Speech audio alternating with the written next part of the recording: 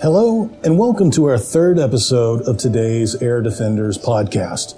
My name is Don Herrick, the Air and Missile Defense Public Affairs, and today in the studio, we have the ADA Proponent Warrant Officer, Chief Warrant Officer 3, David Hemingway. Hey, Chief, thank you for coming out and talking to us today. Hey, thank you very much for having me, Don. The opportunity to do this is a great value to the force, and thank you for what you do in starting this series up. How is life at the cross-functional team treating you? It is truly an exciting time to be in air defense artillery, especially with the amount of modernization that's going on right now. But I was excited to have you on this episode, particularly what you were been doing and facilitating for our Warrant Officer Culture campaign. Can you expand on that? Oh, absolutely. As many people in the force know, I can talk about the Culture campaign for a few hours. But first, I think listeners need to understand that you have a script and I don't think that's very fair, Don. So yeah, the Culture campaign goes after a messaging strategy of be trusted, be remembered, make a difference. And what we're targeting in these podcasts to kind of start a conversation, I think there's great opportunity for a whole series to get into what we've discovered over the past year of this Culture campaign that we've taken on. But this morning, I do want to talk to you and answer some questions about the be trusted, be remembered, make a difference, terminology and concept and what we're trying to get after. So what would you like to know more about the Culture campaign? Well, when you were developing this, the be trusted and be remembered, how does that apply to an NCO's thinking about becoming a warrant officer? That's a great question. I know in the previous one you've spoken to the Commandant about his pride, hustle, and desire concept, and it kind of follows in line. It's just another echelon of that kind of methodology or thought process, and it's what Air Defense Artillery wants in its warrant officers. It's what we need to be. You have to be trusted. It's the beginning of the warrant officer culture. If your commanders, if your soldiers, if your peers don't trust you, your technical or tactical competence is, I wouldn't even say it's in question, Don. I'd say it's irrelevant. If my leadership doesn't trust me, the knowledge in my brain doesn't count. So that's what be trusted is really all about. You have to be that key member of a team. You've got to be trusted by them.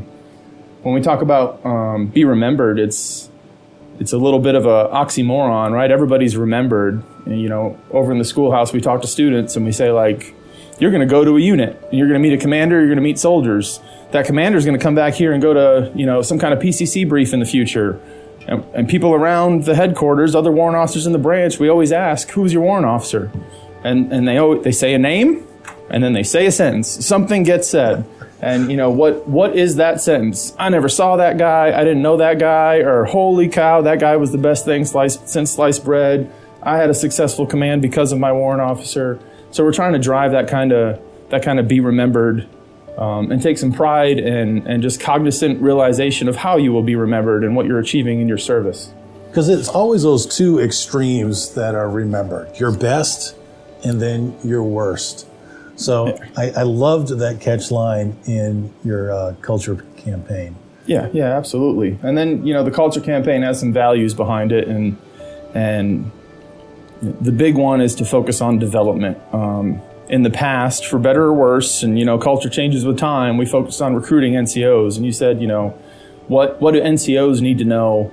I want soldiers to know, E4 and below to know how to prepare themselves to be successful.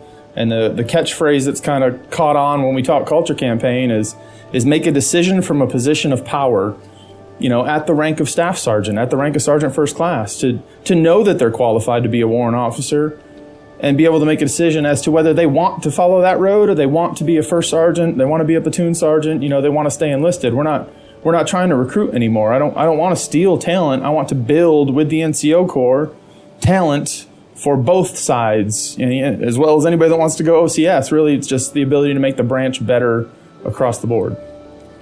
So, looking at the NCOs who are considering putting in a warrant officer packet, what would be your advice to them? Start early. That's the key. Start early. You're a young E5, you're finished your platoon sergeant time, E7, as soon as you think that it's something that you're interested in or you want to understand better, seek the warrant officers in your organization, seek your commanders, challenge leadership to develop you, to teach you how to go in the right direction. One of the obstacles is always the GT score. The best time for you to increase your GT score in the Army is while you're a lower enlisted soldier and you're not in a key developmental position. You're not a platoon sergeant. You can afford to step away for a couple weeks and educate yourself. So the sooner you can start, the better off you'll be. Ask the questions. If you want to go warrant next week and you're trying to figure out what the requirements are, you're really setting yourself up for failure. That doesn't work out too well. You're asking the system to provide something for you that's really unfair on us. When we want to mentor and develop future warrant officers, to say, hey, I'm interested. It's the first of the month. The board's in 3 weeks. I'll do it if you can help me get my packet ready. You're going to have a bad time. That's not the way the program is meant to work. The whole prior planning. Absolutely. Awesome. So looking at college education, I know some NCOs who have or do not have college sometimes are concerned about putting in a packet. What is the requirement for that? So Air Defense Artillery has actually waived and removed what used to be the three or six, don't catch me lying, college credit hours of English and math. That's not a requirement. You don't have to have college to go warrant. Can it limit your career potential later? Will you want to continue to work on some kind of professional development and personal education to increase your ability to advise commanders and be a better warrant officer? Absolutely. I don't know many of us that aren't huge advocates for college because it really can change your perspective on life. Private Hemingway sure wasn't thinking about college, and Private Hemingway sure did not look at problems in our Army and my ability to influence and advise commanders and support the branch through the same lens that I do today. And college is a huge part of that, right? What it's added to my toolkit. It just becomes something in your toolbox. But you don't have to have college to go warrant. And you make me think of another great point, that trying isn't failure. We've communicated this pretty deeply throughout the branch and 30th Brigade. And no NCO should be afraid to put in a packet and try. There's an old adage that if I failed the basic course, I got a DD-14, I left as an enlisted member, I'm no longer part of the Army if I fail.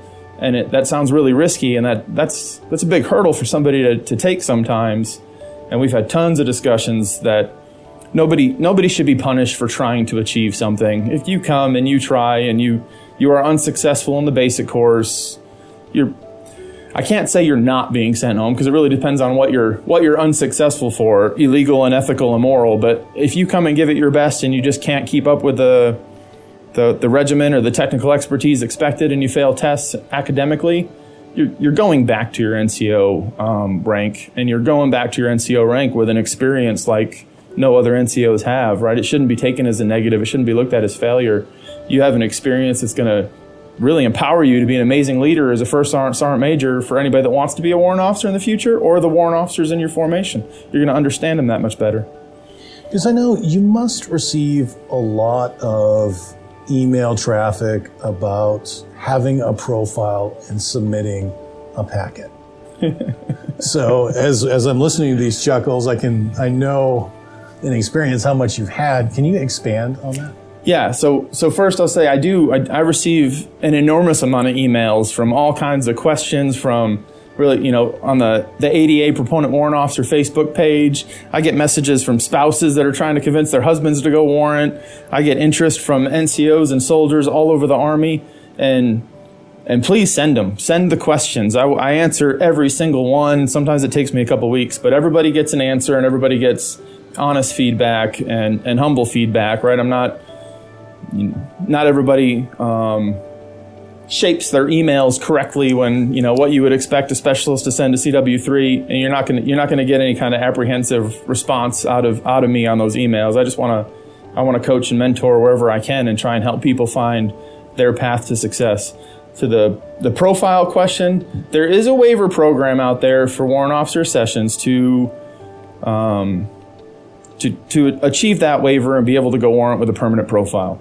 However, it is specifically designed for combat injured soldiers. We're talking about special forces soldiers that had an IED attack, blow off part of a leg, severely hurt someone, and they have continued to serve, and now they want to serve as a special forces warrant officer. And special forces is, the kind of the extreme example to use, but that's the intent behind DAG1's permanent profile waiver program. So, if you got a bad back because you sat inside of an ECS for 12 months and didn't stand up and stretch on a regular basis, that's not necessarily the guy that's going to get that waiver approved. You're welcome to submit. I'm absolutely not going to stop your packet from going to that waiver process, but the realization is, I haven't seen anybody get a waiver approved in those type of conditions yet. Oh, wow. I didn't realize it was at that level. Yeah, it's very much geared to, and it makes sense, Don. I've gone back and forth. I've had lots of discussions with, the USEREC team and with obviously candidates or NCOs that are trying to go warrant and very interested in doing it, but this is a roadblock for them. But you're signing a 6-year ad, so you're going to get specialized technical and tactical training for 6 months or greater than 6 months.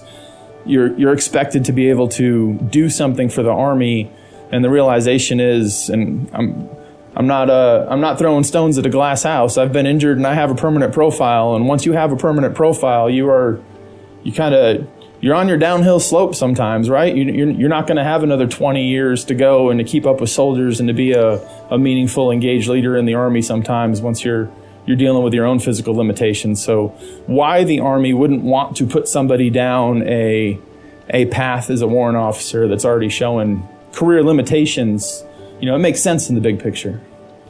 So, we've talked about NCOs thinking about submitting packets. And I know in the ADA schoolhouse, we've added some civilian certification programs for our warrant officers. Can you expound on a couple of those that we're doing? Yeah. So I don't know, I'm just going to say Big Army came down with an incentive to get after some industry recognized credentialing programs to align with PME where applicable, and put some power, as in money, behind that. So the 140 Alpha MOS right now will go through CompTIA A+ and Net+ training in their basic course. And when they come back for the advanced course, they go through Sec+ training. So you're getting CompTIA industry standard certifications with your educational program. The 140 Limas go and focus on AC and DC electronics in their basic course, and they get certifications out of local school programs for that. And there's definitely conversation, and there's a possibility that more of that is going to be built in our PME. I know the Kilos are interested in finding something that aligns well with their MOS. The Lima Advanced course is looking at maybe the next step above the AC/DC and circuitry that the basic course is doing.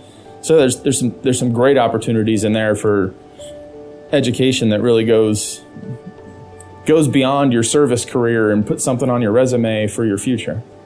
So do those civilian certifications help build the technical skills that are needed for our warrant officers? If I said no, they'd probably stop giving us money to do it, wouldn't they, Don? No, they absolutely do, right? It's tools in your toolkit. It's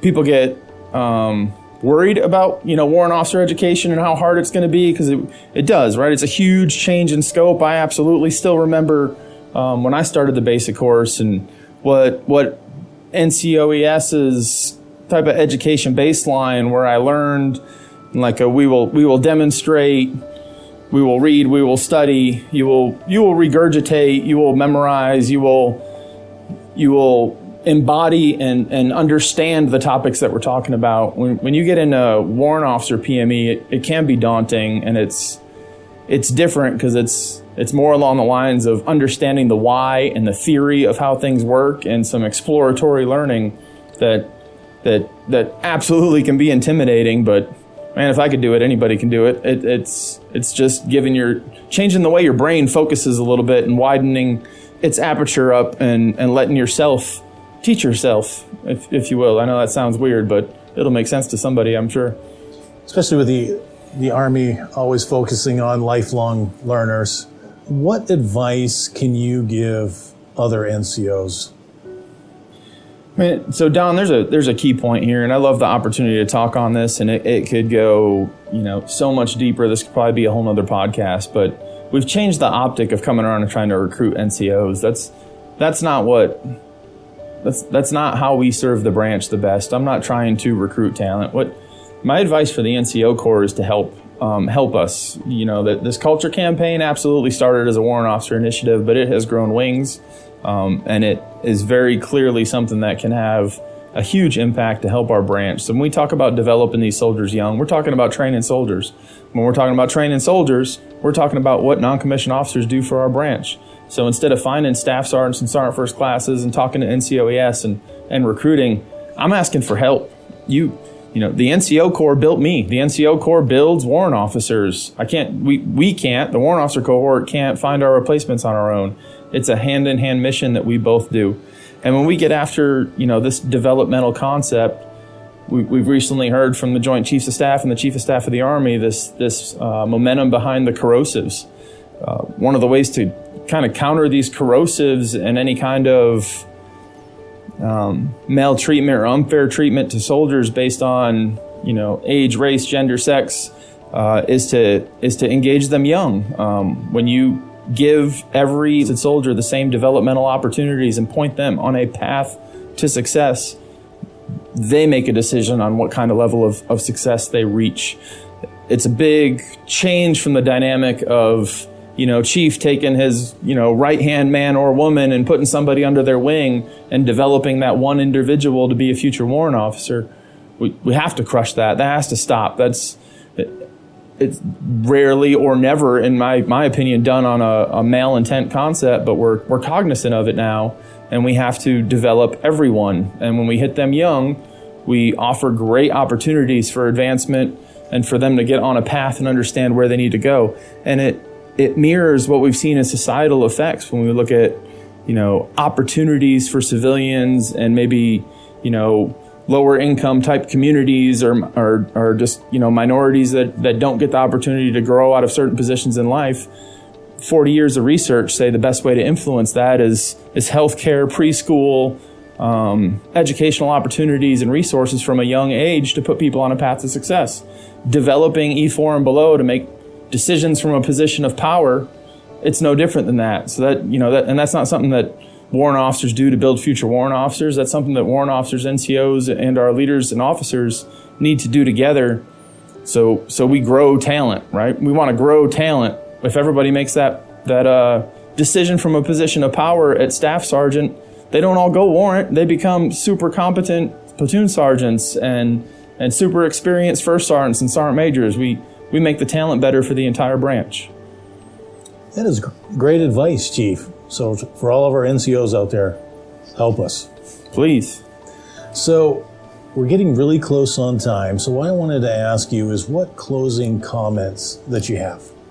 Don, we hit wave tops on this culture campaign plan. I know there's a lot more information in there and it might be, I know it's extremely valuable to your user audience. And if they're seeking the ability to develop themselves and to learn more about this stuff, I want to offer to do more of these in the future. And really, on today's Air Defenders page, if you're listening to this and you have questions that you want from the Warrant Officer Proponent or from anybody else I work with, ask them and we'll follow up. We'll do more podcasts. We'll get you the information you need. I love sitting around talking to Don. The opportunity to do that and help the force is a double whammy win. So please, let me know what you think. Let me know what else I can add to you and follow me at ADA Proponent WO for Warrant Officer on Facebook. Thank you very much for your time, Don. Hey, Chief, thank you so much for joining us today. And once again, you've been listening to the ADA Proponent Warrant Officer, Chief Warrant Officer 3, David Hemingway. And this is today's Air Defenders.